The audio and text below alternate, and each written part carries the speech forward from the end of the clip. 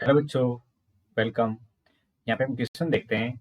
Late f of x equal to e power greatest integer e power mod x into signum x and another function g x is equal to e power greatest integer of e power mod x into signum x where x is real number and square and curly bracket denote the fractional part and integral part function respectively. Another function hx is log of f of x plus log of gx. Then for real value hx is option है odd, even, neither odd nor odd, both even and odd function.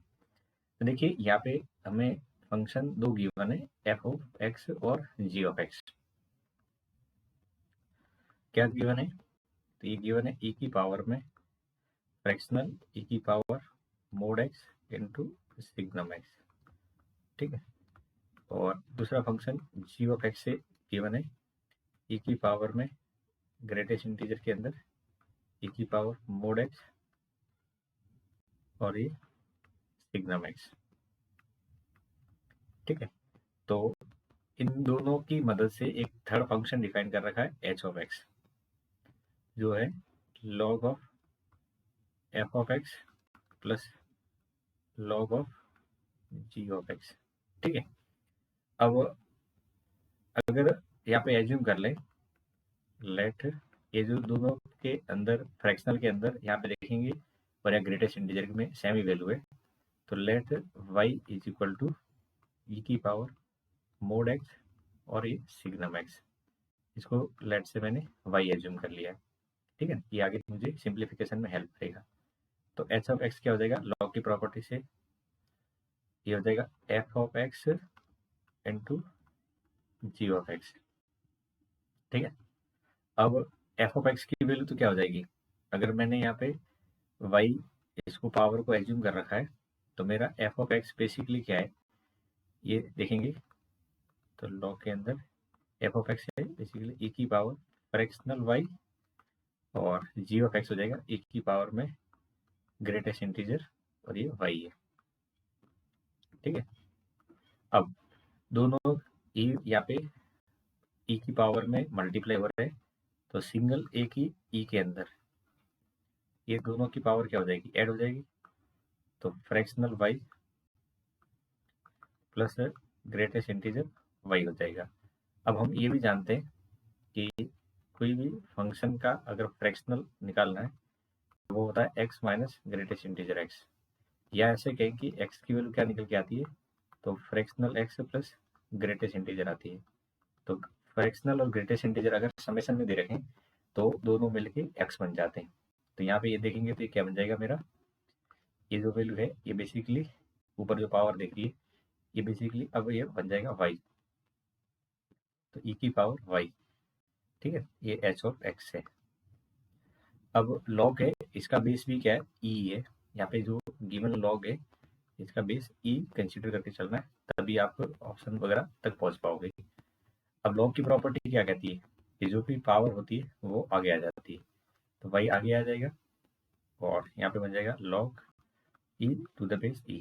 और base और exponent same हो तो ये 1 हो जाता है, इसलिए h ऑफ x की वैल्यू y आ जाएगी. और y हमने जिसको एज्यूम कर रखा है ये है e की पावर मोड x, क्या है? e की पावर मोड x और सिग्नम x. ठीक है. अब इससे आगे आपको पता करना है कि ये फंक्शन बेसिकली किस टाइप का है. तो अगर हम यहाँ पे मॉडुलस के साथ में देख रहे हैं और इसको ओपन कर लें, तो ओपन करने के लिए आपको ये पता होना चाहिए कि सिग्नम x कैसा होता है. तो सिग्नम x की वैल्यू ये 1 होती है, 0 और -1. ठीक है. 1 होता है जब x ग्रेटर देन 0, 0 होता है जब इक्वल टू 0 और -1 होता है जब लेस देन 0. ठीक है. तो यहाँ पे अगर मैं मॉडुलस को ब्रेक करूँ तो x greater than 0, x equal to 0 और x लेस देन 0 पे ब्रेक होगा. अब ग्रेटर देन 0 पे सिग्नम तो 1 है और मॉडुलस x की जगह x आएगा, तो ये बन जाएगा मेरा e की पावर x. इक्वल टू 0 पे सिग्नम वैल्यू 0 होती है तो e की पावर 0 ये 1 आ जाएगा. और लेस देन 0 पे ये होता है -1 और मॉडुलस भी ये -1 से खुलेगा, तो ये बेसिकली फिर से e⁻x बन जाएगा।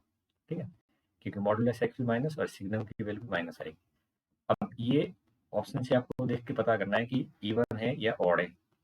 तो इवन ऑड के लिए क्या करते हैं, इवन फंक्शन के अंदर क्या होता है कि एफ ऑफ एक्स के अंदर -x रखें और वो माइनस से गायब हो जाए, तो उसको बेसिकली बोलते हैं इवन फंक्शन। और ऑड के अंदर क्या होता है, एफ ऑफ -x के कारण ये माइनस बाहर आ जाए, तो इसको क्या बोलते हैं, बेसिकली ऑड फंक्शन बोलते हैं। तो यहाँ पे हम देखें कि एच ऑफ -x निकालते हैं, तो e⁻x 1 और e⁻x, ये ग्रेटर देन 0, ये इक्वल टू 0 और ये लेस देन 0।